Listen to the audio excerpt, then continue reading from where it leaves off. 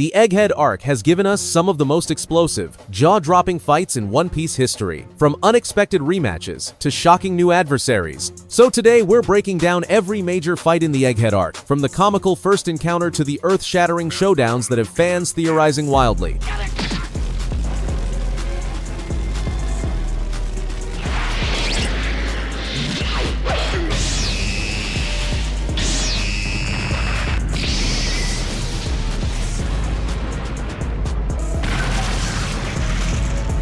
Weeks before the Straw Hats even set foot on Egghead, the serene Amazon Lily, home of the Kuja pirates, became a battleground. Koby and his marine forces had already launched an assault, deploying their new, unsettling weapon, the Seraphim, childlike pacifistas possessing Lunarian traits. The chaos was about to escalate, a looming shadow cast over the island as the infamous Blackbeard pirates made their move. Marshal D. Teach, the Emperor of the Sea, wasn't there for the Marines. He was there for one thing, and one thing only: Boa Hancock's Maro Maro no Mi. With a resounding Cayenne, Blackbeard unleashed a dark, destructive wave, casually shoving Marine ships aside, announcing his arrival with a chilling laugh. With Blackbeard's arrival, the Marines, already facing the formidable Kuja, were caught between two monstrous forces. Vice Admiral Yamaki hesitated, awaiting orders from HQ, a delay that proved fatal for many as Blackbeard effortlessly swept them aside, barging deeper into the island, demanding Hancock reveal herself. Just as the standoff intensified, Blackbeard received a frantic call. To his shock, the powerful attacker menacing his subordinates wasn't just a new pacifista,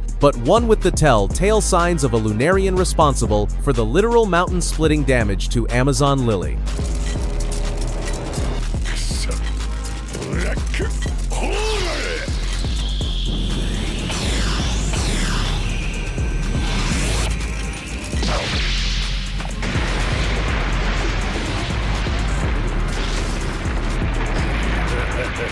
Blackbeard engaged the Seraphim, forced to use his devastating black hole to swallow everything. Meanwhile, Boa Hancock unleashed her slave arrow, instantly petrifying several Marines, including Helmeppo and Yamaji, mid-battle. The Seraphim, however, proved relentless, continuing its assault even as Koby frantically pleaded for it to stop, trying to protect his petrified comrades. But Blackbeard, ever the opportunist, seized a critical moment. He grabbed Hancock by the throat, nullifying her powers, acknowledging her formidable reputation, especially how she'd petrified Devon and Shot among his crew. He then turned to Koby, using a past favor from Rocky Port to pressure him, asking if Hancock would free everyone if released. Despite Hancock's offer to release them if both left the island, Blackbeard, fearing her charm, decided to kill her and claim her fruit. But then,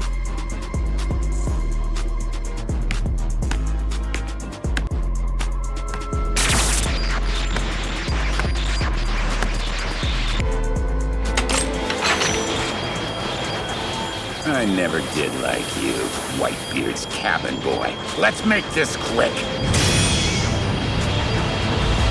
What? Is that Silver's railing?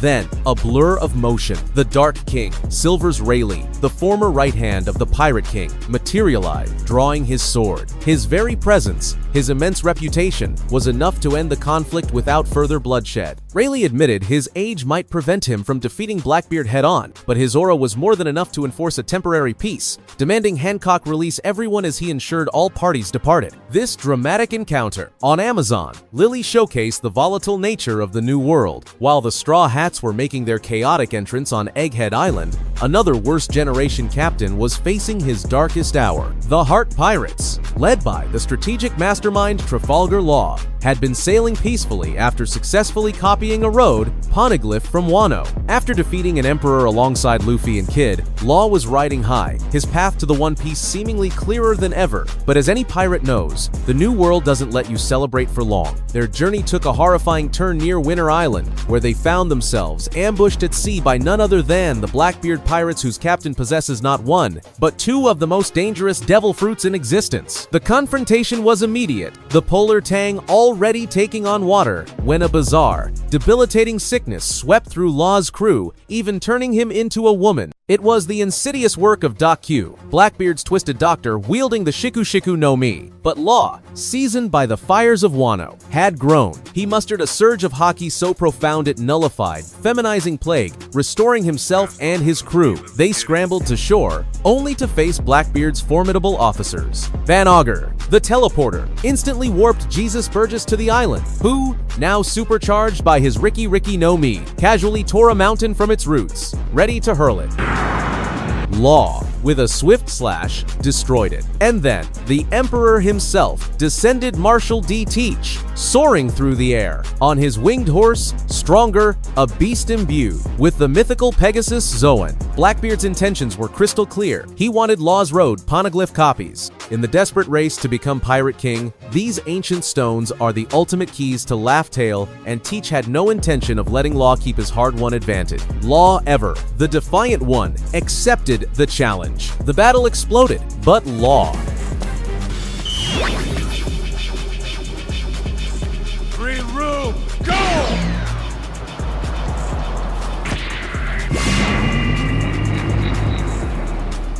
Amputate!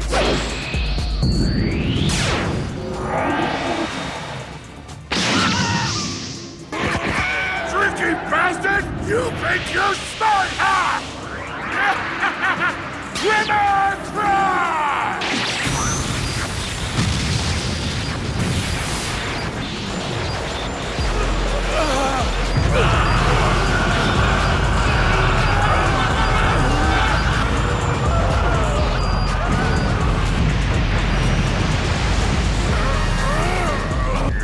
He's a monster!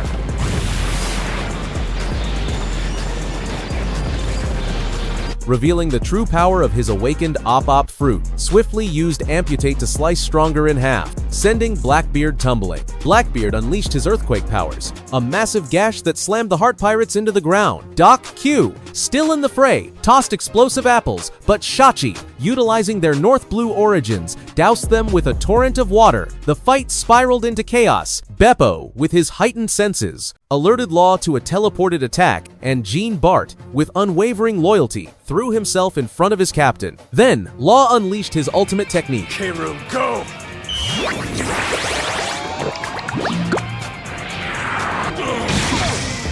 Piercing Blackbeard from the inside. Was that supposed to hurt, you idiot? Shock Vila. Sending searing electricity through the Emperor.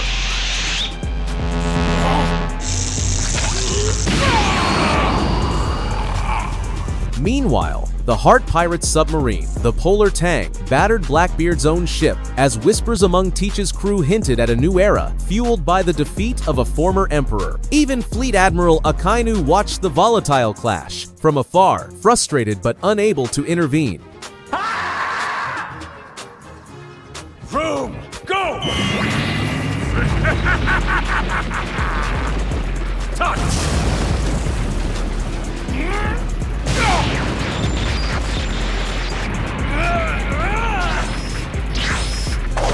K-Room!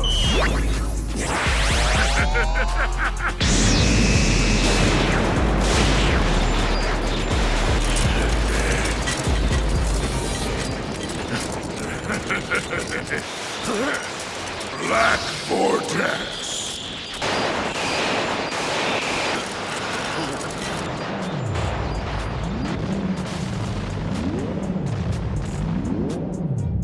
The grueling battle reached its bitter end on Winter Island. Blackbeard's overwhelming might proved too much.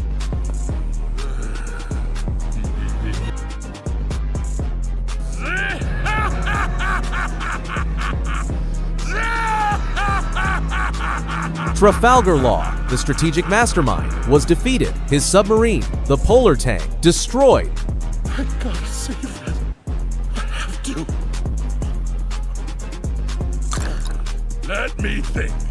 They say it can grant someone eternal life, right?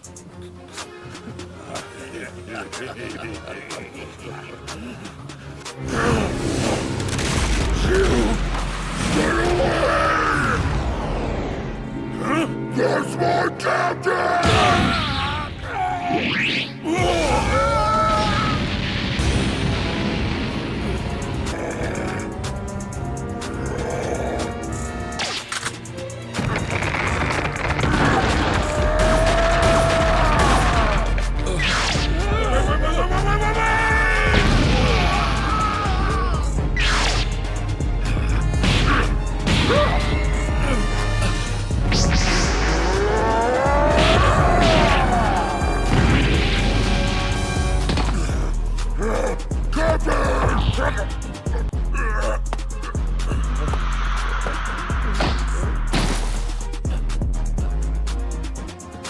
But in a final, desperate act, Beppo, thanks to a special drug from Chopper allowing him to transform into his Salong form, grabbed his captain. Despite Law's pleas to go back for the crew, Beppo plunged into the ocean, desperately begging his captain to survive. And so, on Winter Island, the Heart Pirates were utterly routed. Another major player in the New World fell, altering the balance of power, and leaving the fate of Trafalgar D. Waterlaw in Blackbeard's grasping hands. After crash landing on Egghead Island, our rubber-brained captain finds himself separated from most of his crew, accompanied only by Jinbei, Chopper, and the mysterious Jewelry Bonnie. As they explore the futuristic Fabrio phase of Dr. Vegapunk's laboratory island, they're mesmerized by incredible holograms, lifelike dragons, tantalizing food displays, and massive mechanical warriors, all just light projections that vanish with a touch. So when Atlas, one of Vegapunk's 6 satellite bodies, approaches them in her distinct mechanical armor, what does our genius captain do? Naturally, he assumes she's just another hologram,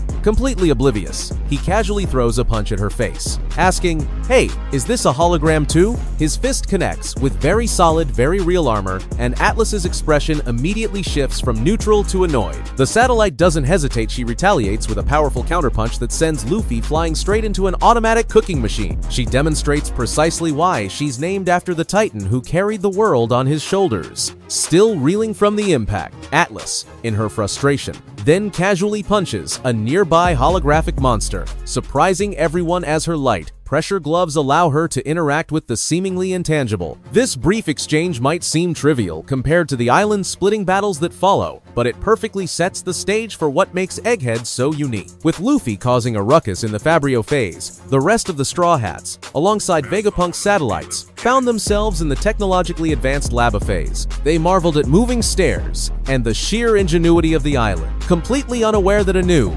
terrifying threat was already lurking within the very heart of Vegapunk's creations. Their exploration was abruptly interrupted by an unexpected sight, a Seraphim unit, terrifyingly reminiscent of Jinbei as a child. Before they could fully comprehend its nature, the Seraphim, designated S-Shark, unleashed a devastating laser blast. I'll show you no mercy. You made an enemy of us. Gigante Blow! Sea Serpent Snapdragon!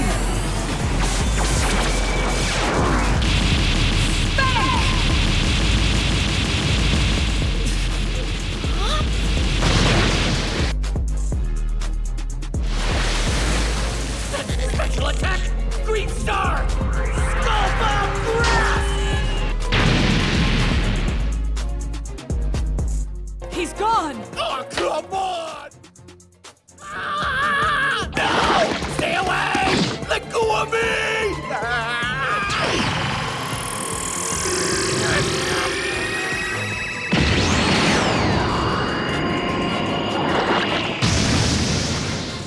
The crew scattered, narrowly avoiding the attack, as Usopp lamented that they might have walked right into a trap. Nami, summoning Zeus, found herself hesitating. How could she fight back against a clone that looked so much like their own Jinbei? This pause was all S-Shark needed. Like the infamous Senor Pink, it dove into the ground, only to erupt from beneath, seizing Nami by the neck. In a flash of pure rage, Sanji delivered a fiery kick straight to S-Shark's face, sending the Seraphim flying. Robin followed up with a powerful Gigante Fluer, Sea Serpent Spank, but S-Shark, with uncanny agility, dodged her attack, preparing to retaliate with Fishman Karate. Usopp launched his Midori Boshi, Dokuro Bakahatsuo, but once again, S-Shark evaded, emerging to grab Usopp himself. Sanji moved to save him, but Frankie fired a radical beam from afar, even as Nami, sobbing apologies to Jinbei, channeled Zeus's power to electrocute S-Shark from within. The Seraphim proved resilient, diving back underground. Brook, reattaching his head, warned Nami just as S-Shark re-emerged to grab her again. But Sanji,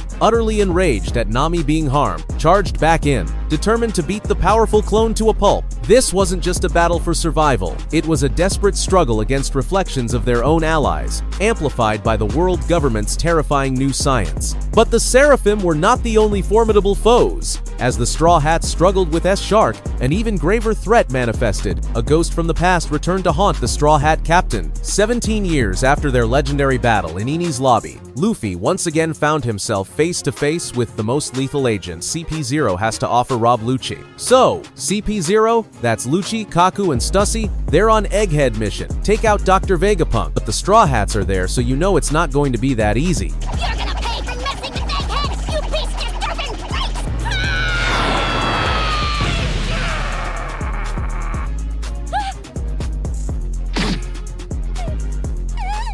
Six King Pistol!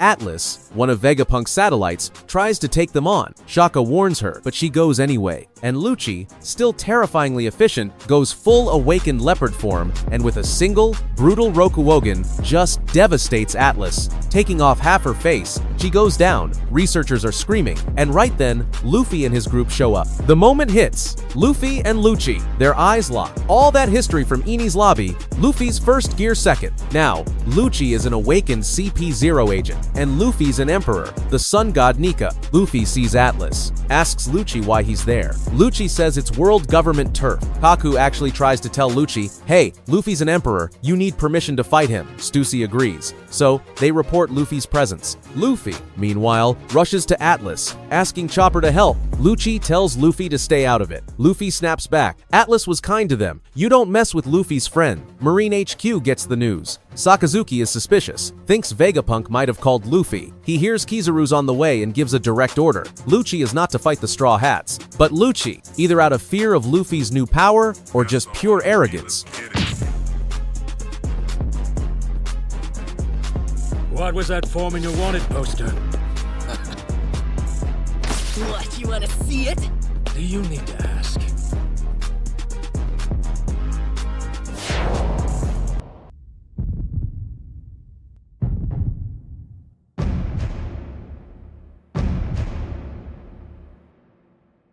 I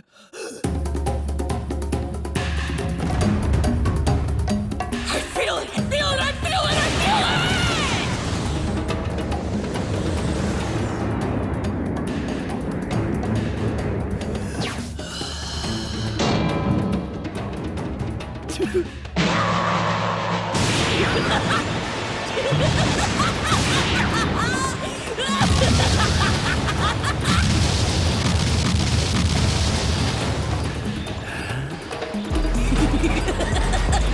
This should be fun.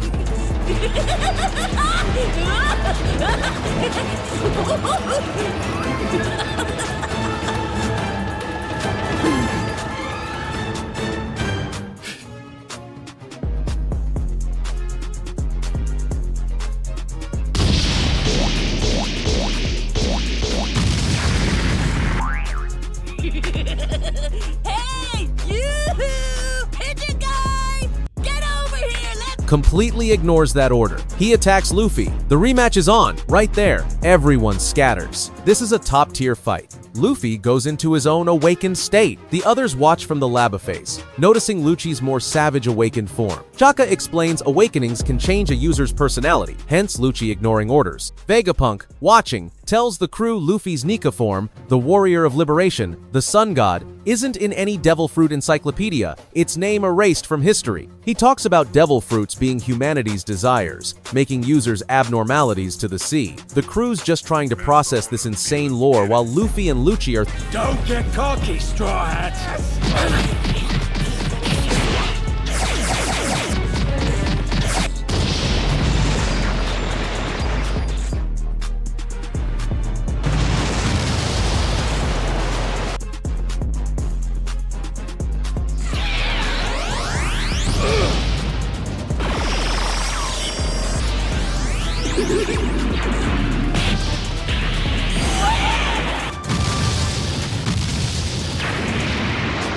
Huh.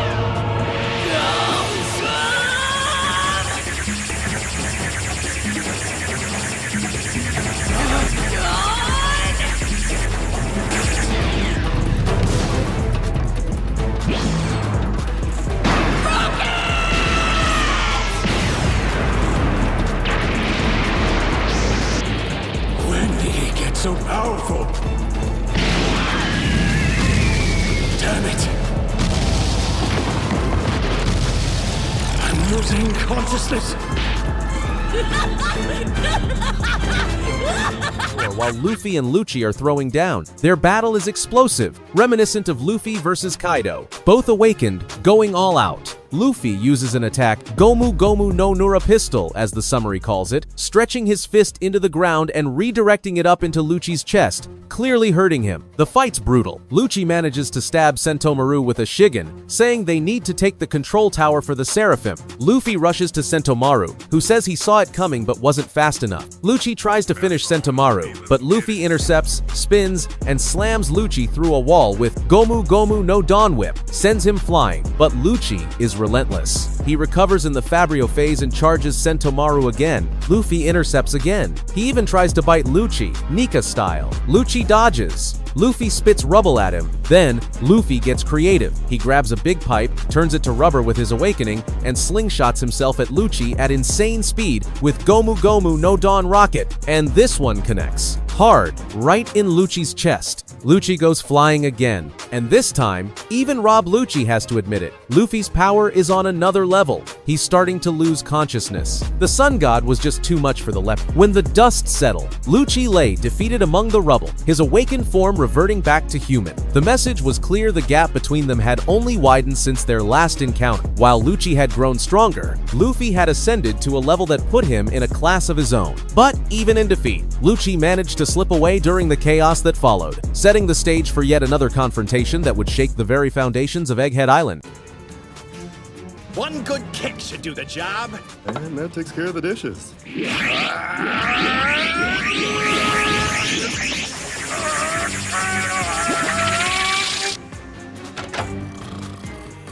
Tempest kick!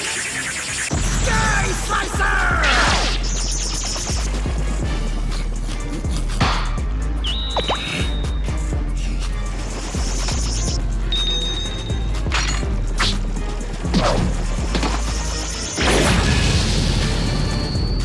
With CP0's assault on Egghead Island in full swing, another reunion was inevitable. Roronoa Zoro found himself face-to-face with his own Enies lobby rival, the square-nosed assassin Kaku. The Frontier Dome's defenses, that shield over the lava phase, had briefly malfunctioned. This gave the infiltrating CP0 agents, Kaku included, their window to get inside. The confrontation began. When Kaku, using the full power of his CP0 training, he launched a powerful Rankyaku, a main Dachi, a massive flying airblade kicked out with precision aimed at the Thousand Sunny. His intent was clear: destroy. But just as his attack was about to connect with the ship, the distinctive clink of metal on metal rang out. It was met and blocked by none other than Roronoa Zoro, who, as it turns out, had been napping on the ship and was awakened by the sudden assault. Kaku was visibly surprised to see his old adversary from Eni's lobby standing there, casually deflecting his strike. The battle began conventionally enough, at least for two master swordsmen. Their swordplay would make even seasoned bladesmen pause. Kaku's Tempest kick techniques, refined over the years, were slicing through laboratory equipment as if it were paper, a testament to his Rokushiki mastery. Zoro, with his iconic three-sword style, countered with equal ferocity and precision. The speed of their exchanges was incredible, creating afterimages as they dashed around the facility, their blades clashing in a shower of sparks. But soon, Kaku revealed his true power. His awakened form was a far cry from the awkward transformation we remembered from Eni's lobby. Instead of the blocky, ungainly appearance, his awakened state was sleek and dangerous, combining the best aspects of human agility with giraffe power. He unleashed a series of attacks that seamlessly combined his Rokushiki technique with his enhanced zoomorphic abilities. Brook, who was witnessing this battle from the Sunny, could only gape in astonishment. But Zoro wasn't the same swordsman from Eni's lobby either. Far from it. After defeating King, a Lunarian, during the Wano arc, and crucially, mastering the advanced application of Conqueror's Haki, infusing it into his blades, the Straw Hat swordsman had reached entirely new heights of power. Their clash intensified dramatically. Kaku's Tempest kick, Autumn Rain technique sent dozens of aerial slashes, like a storm of invisible blades, hurtling towards Zoro. But Zoro countered with his own signature move, Dragon Twister, creating a veritable tornado of cutting force that met Kaku's assault head-on. The laboratory walls couldn't withstand their battle, crumbling around them as their duel escalated. Just as the fight was reaching its climax, With both warriors preparing their ultimate techniques, an unexpected interruption occurred. Stussy, another CP0 agent, suddenly betrayed her comrades by unleashing a paralyzing kiss attack on Kaku, temporarily incapacitating him.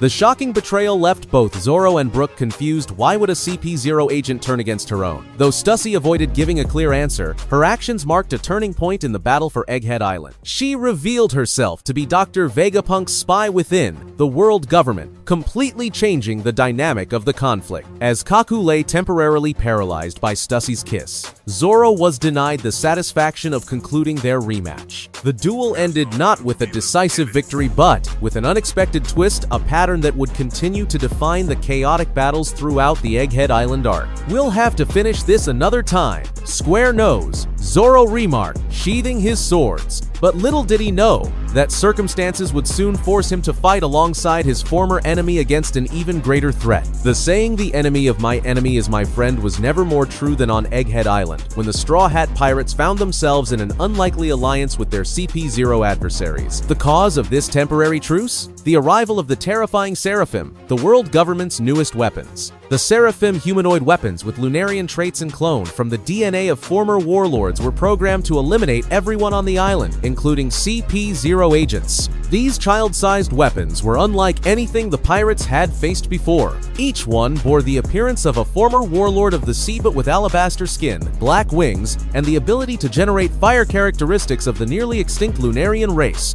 More terrifyingly, they possessed not only physical power, but also the devil fruit abilities of the warlords they were modeled after. Shaka, one of Vegapunk's satellites, is in the command room, and suddenly, S-Bear and S-Hawk, the Seraphim modeled after Kuma and Mihawk respectively, just breach the room. They're not listening to Shaka's attempts to make them stop. These things are on the offensive. The two Seraphim just open fire. Lasers, sword slashes, the whole 9 yards. Luffy, Zoro, and, get this, the still conscious Lucci and Kaku. They're all in the room, and they have to evade these attacks while also, somewhat comically, saving the unconscious bodies of Lucci and Kaku, who were directly in the Seraphim's sights from further damage. Shaka starts to fear the worst. He's thinking that maybe Vegapunk himself, the Stella, the main body, is somehow commanding the Seraphim because the satellites can't get them to stop. He also realizes someone is deliberately trying to kill everyone by trapping them, cutting off communications, and orchestrating this whole chaotic situation very, very carefully. This isn't random. Then, Lucci and Kaku wake up, and in a moment that nobody saw coming, they actually ask Luffy and Zoro to set them free. They offer a truce, a temporary alliance, to work together to survive the Seraphim onslaught. Luffy and Zoro's reaction. They're disgusted. A look of absolute disgust. You can't make this stuff up! Zoro, ever the pragmatist, tells Lucci and Kaku he doesn't see a future where, after they uncuff them, CP0 would just let the Straw Hats cuff them again later. It's a fair point. Kaku, surprisingly, states that they will let them restrain them again after this is over. Which, yeah, sounds like a massive lie, but Luffy, being Luffy, seems somewhat convinced by this, or at least willing to go along with it for now. Despite Zoro's clear skepticism, just then, What a pain in the ass.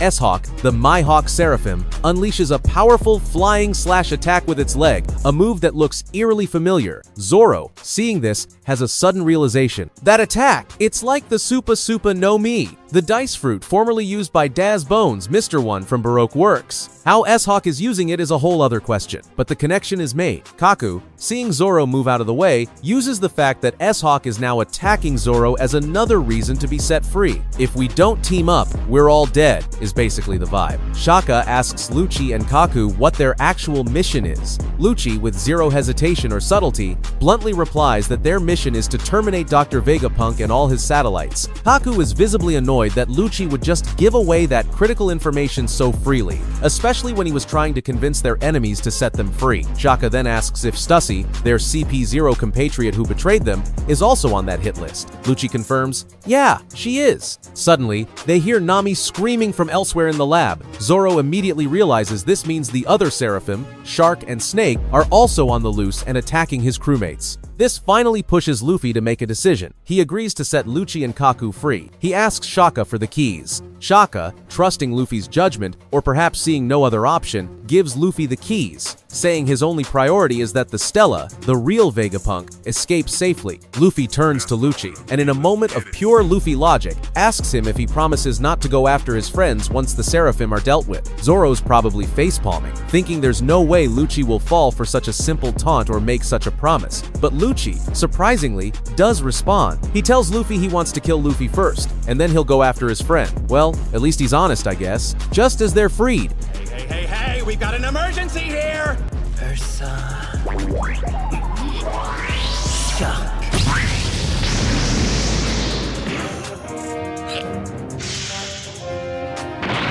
Fourth gear, bounce man! Don't get in my way. Who do you think you're talking to? Purgatory! Onigiri! Tempest kick! White thunder!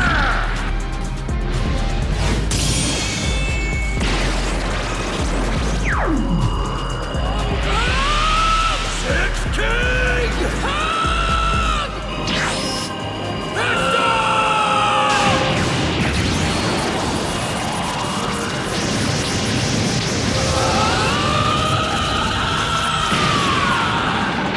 S-Bear, the Kuma Seraphim, fires an Ursus Shock. It's on. Luffy immediately goes gear fourth, Boundman, and unleashes a Gomu Gomu no Kong gun. Simultaneously, Lucci transforms into his awakened hybrid form and uses a Rokushiki Ogi. Roku Ogen, the two former enemies, now temporary allies, are attacking S-Bear together, a combined assault of immense power. Meanwhile, Zoro and Kaku, the two rival swordsmen, team up against S-Hawk, the Mihawk Seraphim. Zoro uses his Rengoku Onigiri, and Kaku unleashes a Rankyaku Hakurai. Their combined sword and Rokushiki techniques manage to blow S-Hawk back, an unthinkable alliance. Born out of sheer necessity, fighting against these terrifyingly powerful new weapons, the lab is just getting torn apart. While the chaos on Egghead Island continued to unfold, the anime took us to a completely different location for one of the most anticipated confrontations of the arc. On the legendary island of Elbaf, home of the Giants, and rumored to hold one of the road poneglyphs, a fateful meeting occurred between two red-haired figures, the Emperor Red-Haired Shanks and the hot-headed Worst Generation member Eustace Kid. This clash had been brewing for years. Kid had frequently mentioned losing his arm in a confrontation with the Red Hair Pirates. Fresh from his victory against Big Mom alongside Law in Wano, Kid felt ready to confront the man who had humiliated him in the past. As the Kid Pirates approached Elbaf, they discovered that the Red Hair Pirates were already there, seemingly having a relaxed time and reconnecting with old friends. These old friends turn out to be none other than Dory and Brogy. Rockstar, one of Shanks' crew,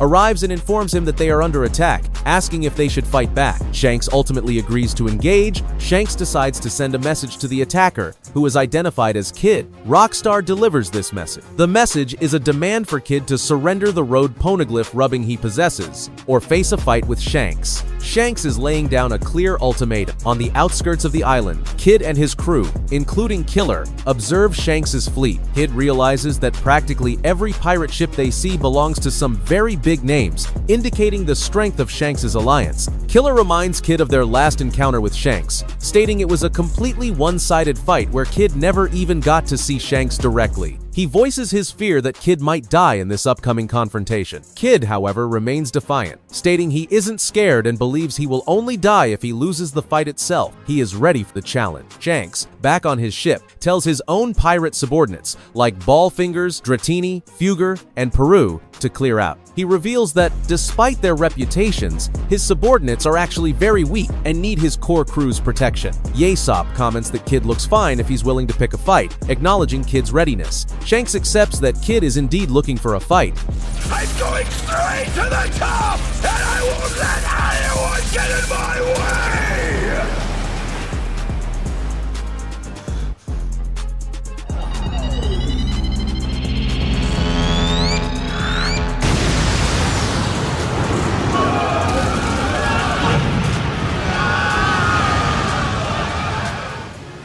The next one's for you!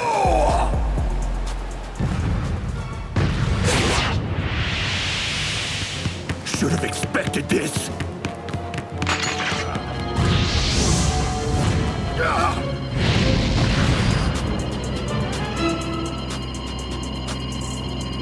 Divine departure.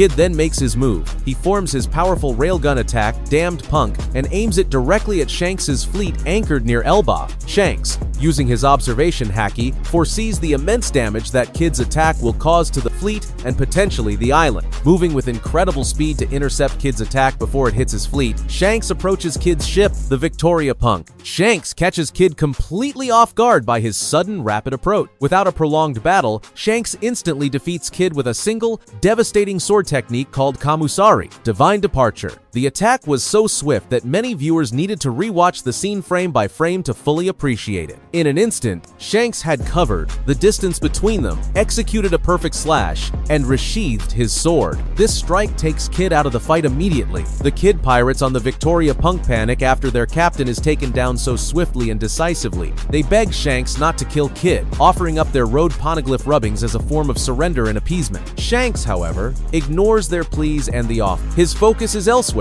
Having dealt with the immediate threat, Shanks then jumps from Kid's ship. He leaves the fate of the vessel and the remaining crew to others. Dory and Brogy perform their combined giant attack, Hakoku. This massive attack completely destroys the Vegapunk, Kid's ship. Dory and Brogy explain their actions to the Kid pirates, stating that if they point a loaded gun at someone's hometown, they should expect to meet the same fate. The remaining Kid pirates fall into the sea from the destroyed ship. Narration confirms the outcome, stating that at Elbaf, the Kid pirates, led by Eustace Captain Kid with his 3 billion berry bounty, were completely destroyed. The confrontation between Vice Admiral Monkey D. Garp and former Admiral Kuzan on Hachinosu stands as one of the most emotionally charged battles. The stage for this battle was Hachinosu, the stronghold of the Blackbeard pirate. Kobe, a promising young Marine officer and a protege of Vice Admiral Garp, had been captured by the Blackbeard pirates and was held prisoner on their base. Despite his advanced aid, Garp had taken it upon himself to launch a solo rescue mission against one of the most dangerous pirate crews in the world. The island itself was under the influence of Avalo Pizarro,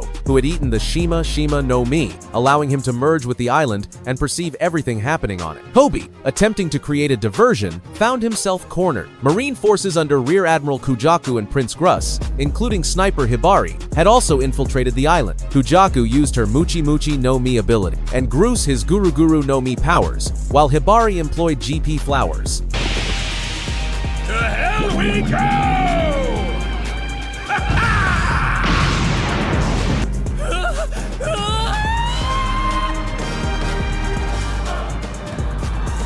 What? You want a piece of me?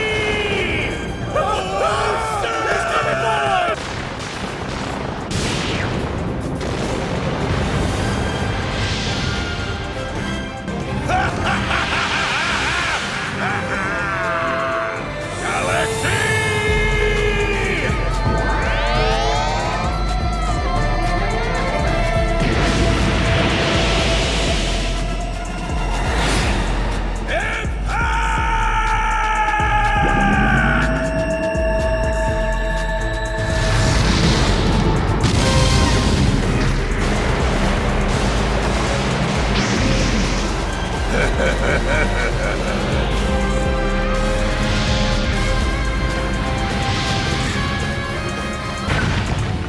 Marine ship commanded by Garp himself launched high into the air above Hachinosu. The display of Garp's arrival was nothing short of spectacular. The legendary marine hero, despite being in his late 70s, moved with the vitality and power of a man in his prime. His fists, hardened with haki, were instruments of destruction. From his ship, Garp jumped and unleashed his Galaxy Impact attack, decimating the pirates and calling it retribution for kidnapping his irreplaceable protege. Garp landed, and Prince Gruss used his Devil Fruit powers to cushion the ship's fall. Garp observed the unconscious pirates. You inspired me, so I'm living the way I want to now.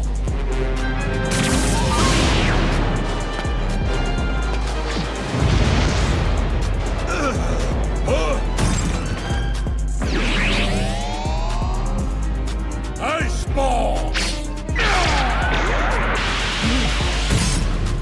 Commenting that he felt he had lost his touch, Kobe and Hibari ran to him as Helmeppo expressed relief. However, Hibari was suddenly frozen solid by Kuzan, revealed as the 10th Titanic captain of the Blackbeard pirates. Kobe begged Kuzan to thaw Hibari, but Kuzan refused, stating it would look bad if Kobe escaped. Garp demanded Kuzan thaw Hibari. Kuzan stated he admired Garp's directness and wanted to do things on his own terms, freezing Garp with an ice ball.